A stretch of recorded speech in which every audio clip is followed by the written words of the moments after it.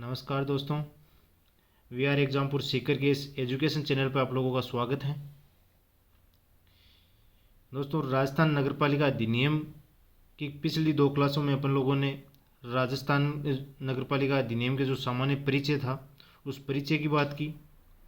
फिर धारा 1 से लेकर के धारा 3 तक जो सामान्य परिचय की जो धाराएँ थी उन्हीं धाराओं पर अपन लोगों ने बात की। आज जो अगली क्लास है वो धारा 4 से स्टार्ट कर रहे हैं।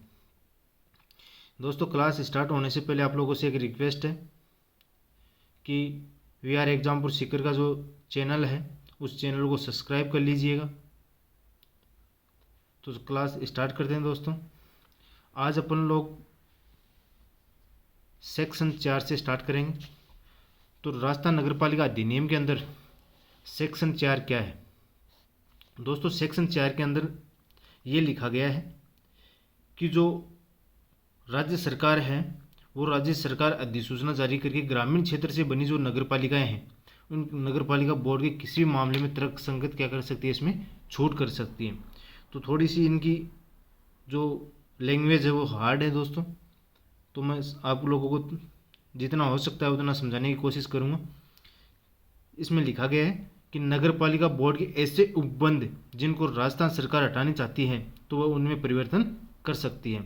यानी कि जो राज्य सरकार है वो राज्य सरकार जो नगरपालिका बोर्ड के किसी मामले पर यदि छूट देना चाहती है या उनमें कोई परिवर्तन करना चाहती है तो वो कर सकती है।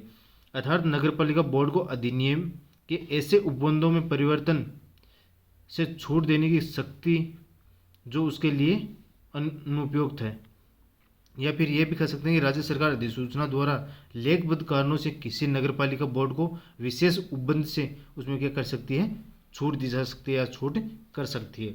इसके बाद में दोस्तों अगली जो सेक्शन आता है, अगली जो धारा आती है वो धारा है 5। धारा 5 के अंदर क्या है दोस्तों? धारा 5 में जो राजस्थान जो नगरपालिका है इनकी स्थापना और निगमन की क्या की है, बात की गई है। तो कानून की धारा जो 5 में जो नीति है वो है प्रत्येक संक्रमणशील जो क्षेत्र है उस संक्रमण क्षेत्र यानी कि जो नगर पंचायत है में एक नगरपालिका बोर्ड का गठन किया जाएगा। ये नियमित निकाय होगा जिसकी एक सामान्य मोहर होगी। ये इस चीज़ की अपन लोगों ने सेक्शन नंबर 5 के अंदर बात करेंगे। दोस्तों, इसमें यह कहा गया कि किसी क्षेत्र में जो संक्रमण क्षेत्र है या संक्रमणशील क्षेत्र है उसमें नगरपालिका का गठन किया जाएगा। जो लघुतर क्षेत्र है या लघुतर नगरीय क्षेत्र है उसमें किसकी स्थापना की जाएगी, नगर परिषद की जाएगी। और एक बड़ा क्षेत्र है या वृहद क्षेत्र है उसमें नगर निगम की क्या की जाएगी, स्थापना की जाएगी। तो सेक्शन 5 के अंदर क्या कहा गया कि इसमें नगरपालिका की स्थापना और निगमन की बात की गई। इसमें दोस्तों नगरपालिका तो कहाँ बनेगी, जहाँ संक्रमण क्षेत्र हो या संक्रमणशील क्षेत्र हो। और नगर परिषद की बात करें कि नगर परिषद कहाँ पर स्थापित किया जाएगा, जो एक लघुतर क्षेत्र हो या लघुतर नगरीय क्षेत्र हो। और नगर निगम की स्थापना कहाँ की जाएगी, तो नगर निगम की स्थापना है दोस्तों वो वृहद नगरीय क्षेत्र के अंदर की जाएगी।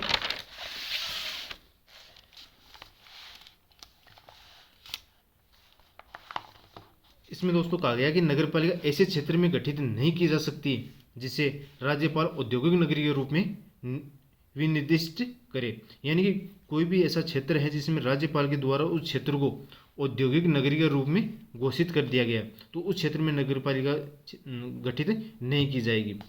राजस्थान सरकार है वो सांस्कृतिक, ऐतिहासिक, पर्यटन वाले स्थान पर एक अधिसूचना के माध्यम से या नगरपालिका को अधिसूचना देकर विकास प्राधिकरण का गठन कर सकती है। अर्थात जो राज्य सरकार है वो सांस्कृतिक और ऐतिहासिक जो पर्यटक स्थल हैं उस पर्यटक स्थलों के ऊपर नगरपालिका को अधिसूचना देकर एक विकासशील प्राधिकरण का कर सकती है, स्थापना कर सकती है।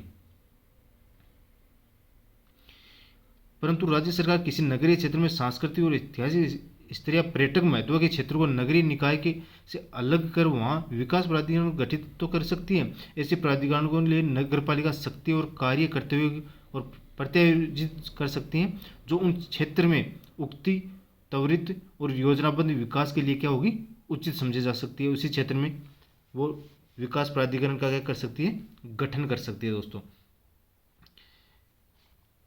और यदि दोस्तों किसी क्षेत्र को यदि नगर पालिका घोषित कर दिया जाता है या नगर परिषद घोषित कर दिया जाता है या नगर निगम घोषित किया कर दिया जाता है तो उस क्षेत्र में उनका एक निश्चित स्थान होगा। इनकी सबकी अलग से जो तीनों हैं इन तीनों की अलग अलग मोहर बनेगी, इन तीनों का उत्तराधिकारी बनेगा और इनमें वाद चलाना और मुकदमे चलाना ये इनकी प्रक्रिया चालू हो जाएगी। दोस्तों जब कोई आवास या गृह या विनिर्माणशाला भंडार गृह या उद्योग कारोबार का स्थान दो या दो से अधिक नगर पालिका सीमा क्षेत्र के में आता है तब राज्य सरकार राज्य पत्र के माध्यम से अधिसूचना देकर न्यायपालिका घोषित कर सकती है। अब जब दोस्तों कोई गांव है और उस गांव को नगर पालिका क्षेत्र में घोषित कर दिया जाए तो क्या होगा कि वह क्षेत्र जहाँ जिस गांव को नगर पालिका घोषित कर दिया गया है वह अब गांव नहीं रहेगा, क्योंकि दोस्तों उस पंचायत के अधीन नहीं रहेगा। अब वो किसके अधीन हो जाएगा? नगर पालिका के अधीन हो जाएगा। तो वो गांव है वो पंचायत क्षेत्र नहीं कहला कर क्या कहलाएगा? नगर पालिका का क्षेत्र कहलाएगा। पंचायत का काम करना क्या कर देगी? पंचायत है वो काम करना बंद कर देगी। क्यों? क्योंकि वहाँ पर नगर पालिका घोषित कर देंगे तो वो कार्य वहाँ के जो भी कार्य होते हैं, सरपंच के कार्य होते हैं, वो कार्य कौन करेगा? अब नगर पालिका का अध्यक्ष करेगा। इसलिए जो पंचायत है उस पंचायत के कार्य वहाँ पे क्या हो जाएंगे? बंद हो जाएंगे। और जो नगर पालिका है ये नगर पालिका वहाँ पे कार्य करना चालू कर देगी। अगला है कि अगर गांव को नगर पालिका बना दिया जाए तो उसमें जो कार्यरत सदस्य हैं, यानी कि दोस्तों किसी भी गांव है उस गांव को जब नगर पालिका घोषित किया जाता है तो वहाँ के जो सदस्य हैं, सदस्य कौन है? वहाँ की जनता जो उस क्षेत्र में आती है और वहाँ का वार्ड पंच, उप सरपंच और सरपंच। तो दोस्तों नगर पालिका क्षेत्र में आने वाले लोग हैं वो एक वार्ड में विभक्त होकर के नगर पालिका के सदस्य, नगर पालिका के जो मताधिकार हैं या नगर पालिका क्षेत्र के व्यक्ति हो जाएंगे। और जो वार्ड पंच है वो नगर पालिका का क्या हो जाएगा? सदस्य हो जाएगा। उप सरपंच है वो नगर पालिका का क्या हो जाएगा? उपाध्यक्ष हो जाएगा। और जो सरपंच है उसे नगर पालिका का क्या बना दिया जाएगा? अध्यक्ष बना दिया जाएगा। तो दोस्तों किसी गांव है उनको नगर पालिका यदि घोषित किया जाता है तो उस गांव के जो सरपंच हैं, वार्ड पंच है और उप सरपंच है उन्हें नगर पालिका का सदस्य बना दिया जाएगा, वार्ड पंच को। उप सरपंच को बना दिया जाएगा नगर पालिका का अध्यक्ष, उपाध्यक्ष। और सरपंच है उनको नगर पालिका का क्या बना दिया जाएगा? उपाध्यक्ष बना दिया जाएगा। आगे बात करें तो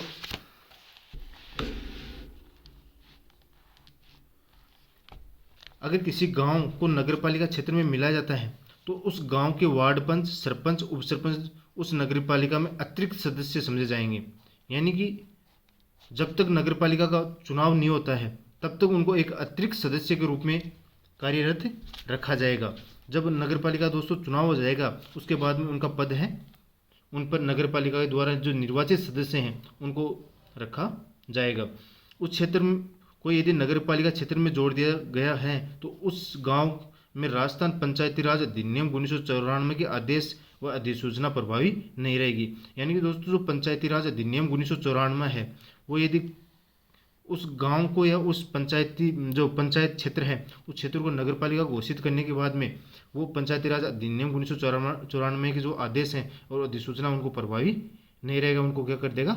नष्ट कर दिया जाएगा। और जो नगर पालिका के जो अधिनियम 2009 है वो कार्यरत हो जाएगा। तो दोस्तों किसी गांव या क्षेत्र को नगर पालिका घोषित कर दिया जाता है तो उसमें जो राजस्थान पंचायती राज अधिनियम 1994 है उनके आदेश और अधिसूचना प्रभावी नहीं रहेगी। वहाँ पर प्रभावी रहेगा तो क्या रहेगा? नगर पालिका का अधिनियम जो 2009 का अधिनियम है वो यहाँ पर क्या हो जाएगा? प्रभावी हो जाएगा। अगले सेक्शन की बात करें तो अगला सेक्शन है 6। अगले सेक्शन 6 के अंदर क्या है दोस्तों? इसमें नगर पालिका की संरचना के ऊपर बात की गई कि नगर पालिका के अंदर कौन निर्वाचित होगा, कौन मनोनीत होगा। इन पे सेक्शन 6 के अंदर बात की गई। दोस्तों इनमें 3 सदस्य होते हैं। 3 सदस्य का मतलब एक सदस्य वो सदस्य होंगे जो निर्वाचित होंगे, दूसरे वो सदस्य होंगे जो मनोनीत होंगे और तीसरे वो सदस्य होंगे जो क्या होंगे? पदेन सदस्य होंगे। यदि अपन बात करें निर्वाचित सदस्यों की तो दोस्तों जो निर्वाचित सदस्य हैं ये जो नगर पालिका के वार्डों से क्या होंगे? निर्वाचित होंगे और कम से कम 13 सदस्य यहाँ से निर्वाचित होंगे जो राज्य सरकार की जो जनसंख्या है उस जनसंख्या में से ही ये सदस्य चुन करके आएंगे। यानी कि जो नगर पालिका का जो क्षेत्र है, क्षेत्र में जो वार्ड बटे हुए उन वार्डों से ये 13 सदस्य चुन करके कम से कम आएंगे। मनोनीत सदस्य की बात करें कि मनोनीत सदस्य कौन है। मनोनीत सदस्य दोस्तों कम से कम नगर पालिका के अंदर 4 कम से कम सदस्य होने चाहिए जो निर्वाचन का 10% है। या तो 4 सदस्य होने चाहिए या जो नगर पालिका है उस नगर पालिका का 10% जो भी कम हो वो इसमें क्या होंगे, मनोनीत सदस्य होंगे। या तो 4 सदस्य मनोनीत हो जाएंगे या फिर जो निर्वाचन होकर के जो सदस्य आए हैं उन सदस्यों का 10% है। यदि 10% 3 आ रहा है तो दोस्तों 3 हो जाएंगे। यदि 4 हैं तो कोई भी इनमें से एक चुन लिया जाएगा, या तो 10% हो गया वो, या फिर 4 सदस्य हैं उनको चुन लिया जाएगा। पदेन सदस्य की बात करें कि नगर पालिका में पदेन सदस्य कौन होते हैं, तो दोस्तों पदेन सदस्य होते हैं एमएलए एमपी। इनको नगर पालिका क्षेत्र का प्रतिनिधित्व करने वाले होते हैं। इनको मत देने का अधिकार भी होता है दोस्तों। तो पदेन जो सदस्य होते हैं वो होते हैं दोस्तों एमएलए और एमपी हैं, वो नगर पालिका के पदेन सदस्य होते हैं जो इनका प्रतिनिधित्व करने वाले होते हैं। इनको भी क्या होता है, मत देने का अधिकार होता है। नगर पालिका अधिनियम 2009 के संशोधन 2021-22 के तहत मनोनीत सदस्यों की संख्या है वो दोस्तों नगर पालिका और नगर परिषद और नगर निगम के लिए अलग अलग कर दी गई। नगर पालिका के अंदर दोस्तों कुल 2021-22 का जो संशोधन अधिनियम आया था, नगर पालिका का संशोधन किया गया, उस संशोधन के तहत नगर पालिका में 6 सदस्य हैं वो मनोनीत किए जाएंगे। नगर परिषद के अंदर 8 सदस्य मनोनीत किए जाएंगे और नगर निगम के अंदर 12 सदस्यों को क्या किया जाएगा, मनोनीत किया जाएगा। तो दोस्तों जो नगर पालिका अधिनियम है 2009 है उसमें संशोधन किया गया है 2021-22 के। इसमें यह कहा गया कि जो नगर पालिका है उनमें 6 सदस्य मनोनीत किए जाएंगे, नगर परिषद के अंदर 8 सदस्य मनोनीत किए जाएंगे और नगर निगम के अंदर 12 सदस्यों को क्या किया जाएगा, मनोनीत किया जाएगा। दोस्तों जो नगर पालिका है इसमें प्रत्येक निर्वाचन की बात करें तो दोस्तों प्रत्यक्ष निर्वाचन है वो योग्यता जिसे अपन अर्हताएं भी कहते हैं उनके अकॉर्डिंग इनका निर्वाचन किया जाएगा, जो आगे अपन पढ़ेंगे सेक्शन 24 और सेक्शन 25 के अंदर प्रत्यक्ष निर्वाचन की बात करेंगे।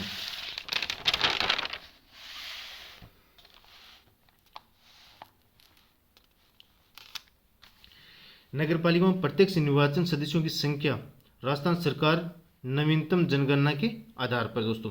तो दोस्तों नगर पालिका में जो प्रत्यक्ष निर्वाचनों की जो सदस्यों की संख्या होती है वो सदस्यों की संख्या राजस्थान सरकार की जो नवीनतम जनगणना है उस जनगणना के आधार पर इन सदस्यों का क्या होगा, निर्वाचन होगा। तो नगर पालिका में जो भी सदस्य हैं उनका निर्वाचन उनकी जब जनगणना राजस्थान सरकार द्वारा जब जनगणना की जाती है उस जनगणना के आधार पर ही उन सदस्यों को क्या किया जाएगा, निर्वाचन किया जाएगा और वार्डों के तहत इनमें क्या होगा, निर्वाचन होगा। यदि राजस्थान नगर पालिका के अंदर अपन बात करें आरक्षण की, तो आरक्षण है दोस्तों वो SC ST कुल जनसंख्या के अनुपात में, यानी कि जहाँ पर SC और ST की जनसंख्या है वो ज़्यादा है तो वहाँ पर जो सदस्य है वो SC ST का लिया जाएगा। OBC के लिए दोस्तों 21% से ज़्यादा सदस्य हैं उनको नहीं लिया जाएगा। SC ST की जनसंख्या 70% से कम हो तो कम से कम एक सीट OBC की है वो लेनी पड़ेगी। अर्थात दोस्तों यदि SC ST की सीट है वो 70% से भी अधिक है तो वहाँ पर OBC की सीट लेने की कोई आवश्यकता नहीं है, वहाँ पर SC ST की सीट रखी जाएगी। यदि इनकी जनसंख्या है वो 70% से भी कम है तो वहाँ पर एक सीट या फिर 2 सीट वो जनसंख्या के आधार पर वहाँ पर OBC की सीट भी ली जाएगी। सभी वर्गों की कुल स्थान का 50% महिलाओं के लिए आरक्षित होगा। यानी कि दोस्तों जितनी भी नगर पालिका के अंदर जो सदस्यों का निर्वाचन होता है उस सदस्यों के निर्वाचन में जो कुल वर्ग हैं उन वर्गों के कम से कम 50% किसको रखा जाएगा, महिलाओं के लिए आरक्षित वो सीट रखी जाएगी। आरक्षण का प्रावधान संविधान के आर्टिकल 334 में उल्लेखित आरक्षण की अवधि तक ही रहेगा। अर्थात दोस्तों जो आरक्षण है उनका प्रावधान ये रखा गया कि आर्टिकल 334 में ये कहा गया कि जब तक आरक्षण की अवधि है उस अवधि तक ही इस आरक्षण को रखा जाएगा।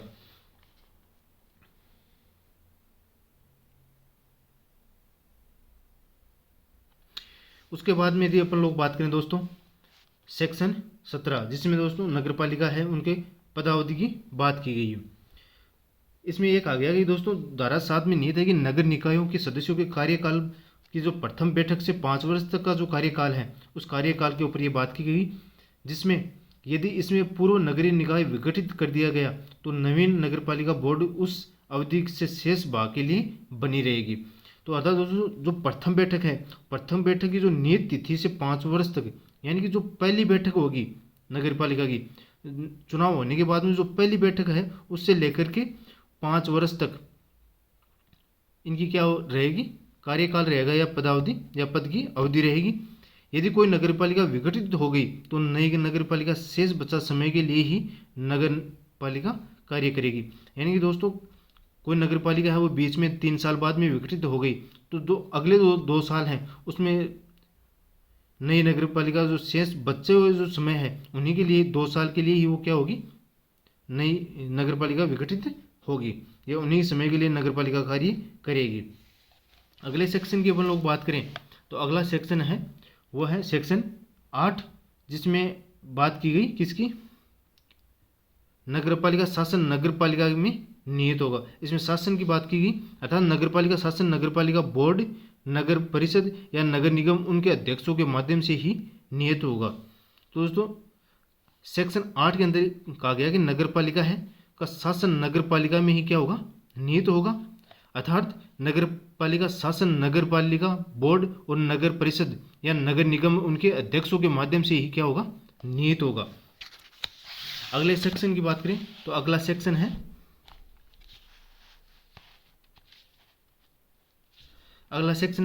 Section number 9। सेक्शन 9 में दोस्तों वार्डों का क्या किया गया, विभाजन किया गया। धारा 6 जो सेक्शन 6 के अनुसार नगर पालिका में प्रत्यक्ष निर्वाचन की सीट वार्डों में विभाजित होगी या वार्ड कहलाएंगे उनकी जो प्रत्येक निर्वाचन सीट है वो, और जो जनसंख्या के आधार पर क्या होगा इनका निर्वाचन होगा। यानी प्रत्येक वार्ड है उन प्रत्येक वार्ड को जनसंख्या के आधार पर बांटा जाएगा और उन्हीं वार्डों से क्या होगा, वार्डों का विभाजन होगा और इन्हीं वार्डों से सदस्य वो चुन करके जाएंगे नगर पालिका सदस्य के रूप में। नगर पालिका के निर्वाचित कुल स्थानों की संख्या के बराबर वार्डों का क्या होना चाहिए, विभाजन होना चाहिए। यानी कि दोस्तों जो प्रत्येक वार्ड है उन प्रत्येक वार्ड से क्या होगा, एक सदस्य निर्वाचित होगा। तो जो निर्वाचित जो सदस्य हैं उन सदस्यों की संख्या वार्डों की संख्या के विभाजन के क्या बराबर होनी चाहिए। अगले सेक्शन की बात करें तो अगला सेक्शन है वो है सेक्शन नंबर 10, जिसमें वार्डों का क्या किया गया, गठन किया गया। दोस्तों वार्डों का जो आचरण है दोस्तों वार्डों की जो अवधारणा है उस अवधारणा के आधार पर वार्डों का क्या किया गया, गठन किया गया। उनकी जनसंख्या के आधार पर वार्डों का क्या किया जाता है, गठन किया जाता है।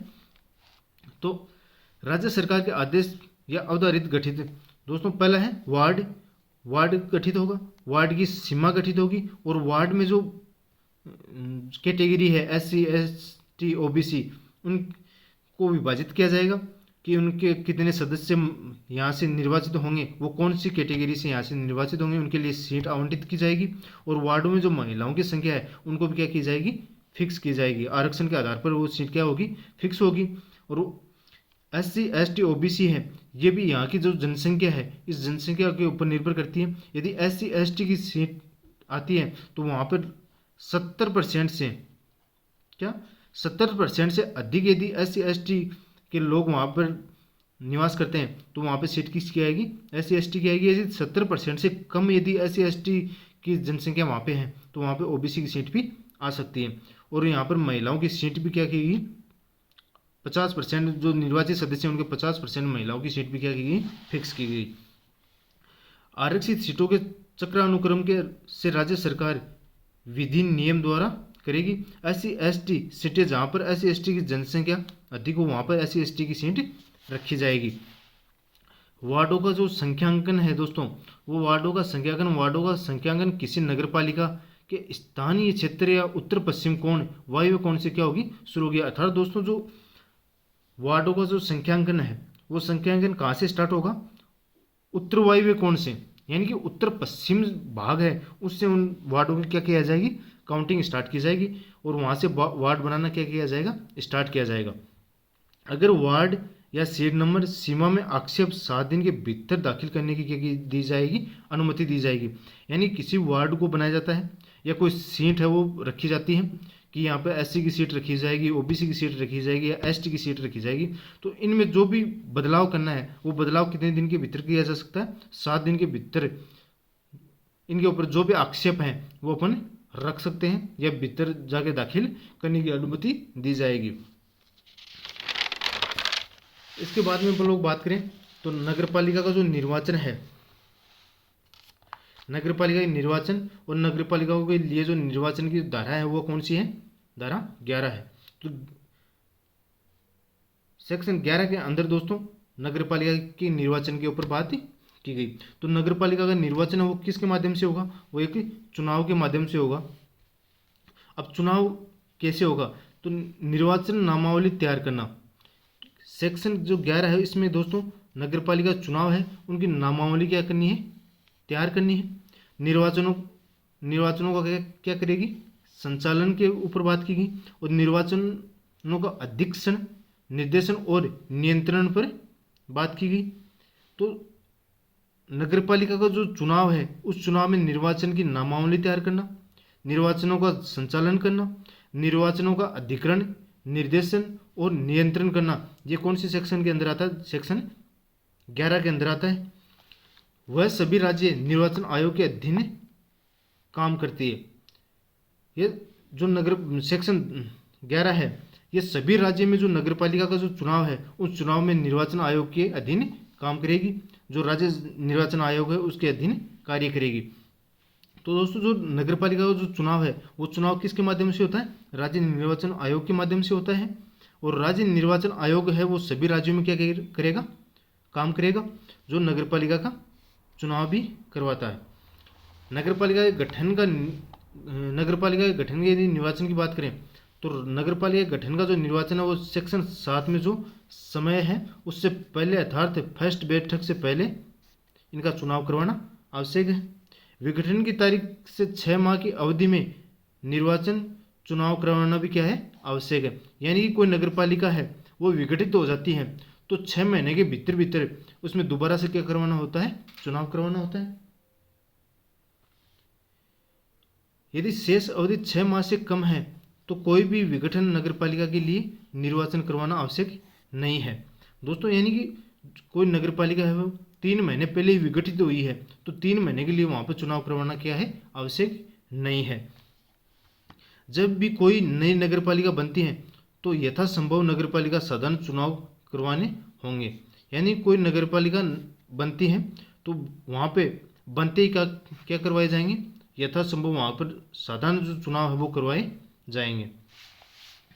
अगले सेक्शन की बात करें तो अगला सेक्शन है 12 जो धारा 12 है उसमें राज्य निर्वाचन आयोग के कार्यों के किसी भी उप निर्वाचन आयुक्त या सचिव निर्वाचन आयोग को भी प्रत्यायोजित किया जा सकता है। ये धारा 12 के अंदर बात की गई।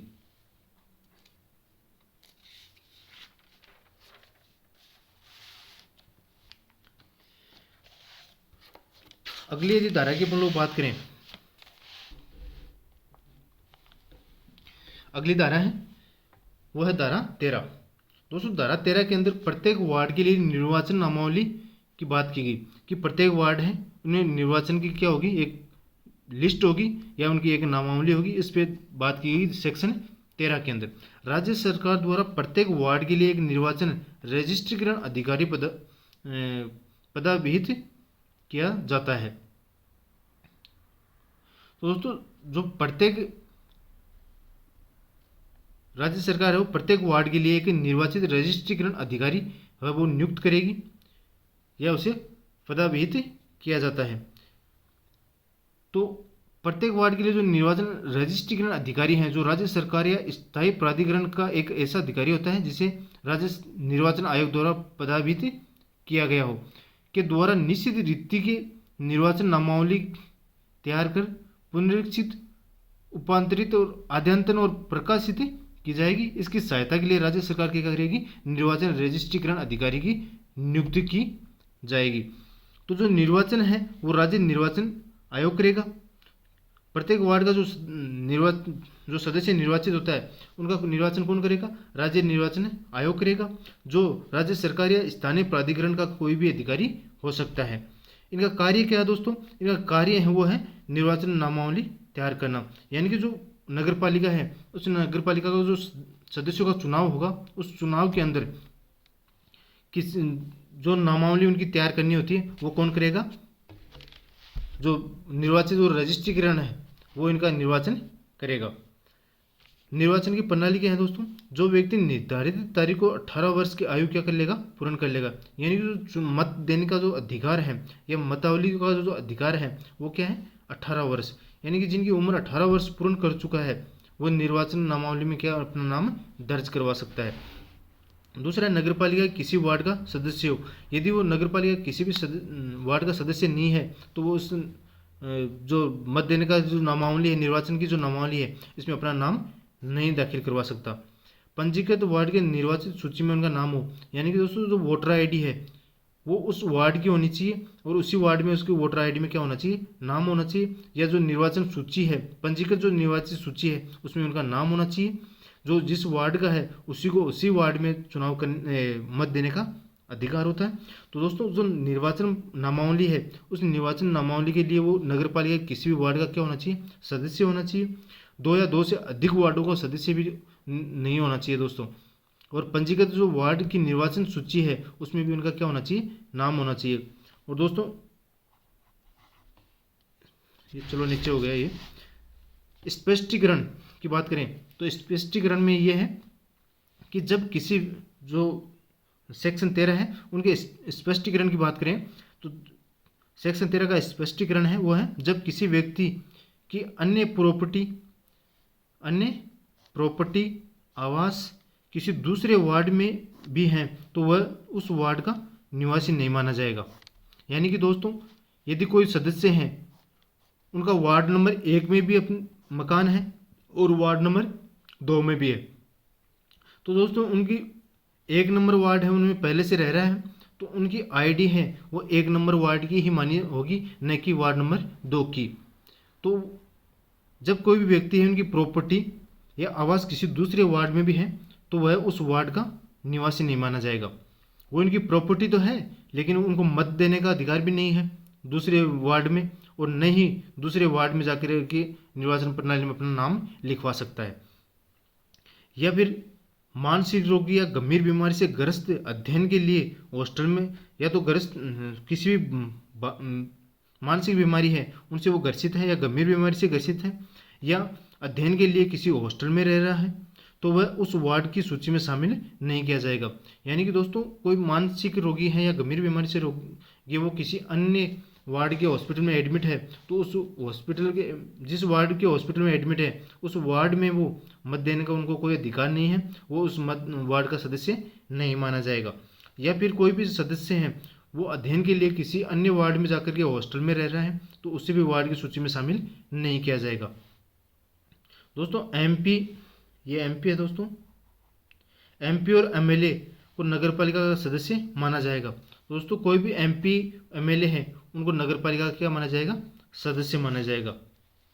उसके बाद में दोस्तों अर्हता की तारीख जनवरी की पहली तारीख से मान्य होगी। यानी कि दोस्तों जो कार्यकाल है उस कार्यकाल की जो पहली तारीख है वो तारीख कब से स्टार्ट मानी जाएगी? जनवरी की पहली तारीख से मानी जाएगी। कोई भी व्यक्ति एक ही वार्ड का सदस्य हो सकता है, कि कोई भी व्यक्ति एक ही वार्ड का सदस्य हो सकता है, न कि 2 या 2 से अधिक वार्डों का सदस्य बन सकता है। यानी कि दोस्तों कोई भी सदस्य हैं उनके जो नगर पालिका का वार्ड है उनका सदस्य बनना चाह रहा है तो वो उसी वार्ड का सदस्य होना चाहिए, न कि 1 या 1 से अधिक वार्डों का सदस्य बन सकता है। दोस्तों 1 से अधिक बार रजिस्ट्रेशन नहीं करवा सकते। नगर पालिका का जो नामावली है उस नामावली के अंदर भी दोस्तों अपन 1 से अधिक बार रजिस्ट्रेशन नहीं करवा सकते।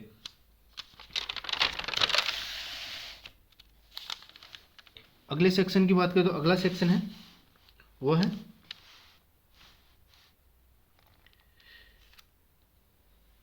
Section number 14। दोस्तों सेक्शन नंबर 14 के अंदर का धारा नंबर 14 के अंदर कहा गया कि निर्वाचन की सूची के लिए रजिस्ट्रीकरण के लिए अयोग्यताएं, जो निर्वाचन सूची है उस सूची में रजिस्ट्रीकरण करवाने के लिए उनकी योग्यता नहीं है। वो कौन कौन सी है? निर्वाचन नामावली के लिए निहर्ताएं, निहर्ताएं का मतलब अयोग्यताएं, वह भारत का नागरिक न हो। पहले जो अयोग्यता है वो क्या है? वो भारत का नागरिक नहीं। यदि वो भारत का नागरिक नहीं है तो वो निर्वाचन सूची के रजिस्ट्रीकरण में शामिल नहीं हो सकता, वो रजिस्ट्रेशन नहीं करवा सकता। दूसरा है सक्षम न्यायालय द्वारा विकृति चित्त घोषित किया गया हो, यानी कि जो सक्षम न्यायालय है उनके द्वारा वो विकृति चित्त घोषित किया गया हो तो भी वो रजिस्ट्रीकरण नहीं करवा सकता है। निर्वाचन की बात करें, भ्रष्ट आचरण या अन्य अपराध में यदि वो किसी प्रकार का दोषी पाया जाता है, उनमें केस मुकदमे चल रहे हैं, तो वो निर्वाचन के लिए रजिस्ट्रेशन नहीं करवा सकता। मतदान सूची में उनका नाम क्या कर दिया जाएगा? हटा दिया जाएगा। दोस्तों आज अपन लोग टोटल 14 धाराएं हैं उन्हीं तक बात करेंगे। नेक्स्ट क्लास में है आगे की जो भी धाराएं हैं उन धाराओं के ऊपर बातें करेंगे। तो दोस्तों आज की क्लास है वो यहीं समाप्त करेंगे। आशा करता हूँ कि एक ये रिवीजन क्लास है, क्लास में बनाए हुए नोट्स हैं उन्हीं को अपन लोग रिवीजन कर रहे हैं। तो मैं आशा करूँगा कि आप लोगों को ये समझ में आया होगा। दोस्तों अभी तक इस चैनल को आप लोगों ने सब्सक्राइब नहीं किया तो प्लीज़ इतना सा काम कर दीजिएगा कि इस चैनल को सब्सक्राइब कर लीजिए। और हो सकता है कि वीडियो एक दिन छोड़ के एक दिन मिले आप लोगों को, लेकिन इनका जो कंप्लीट नोट्स हैं वो आप लोगों को उपलब्ध करवा दिए जाएंगे। धन्यवाद।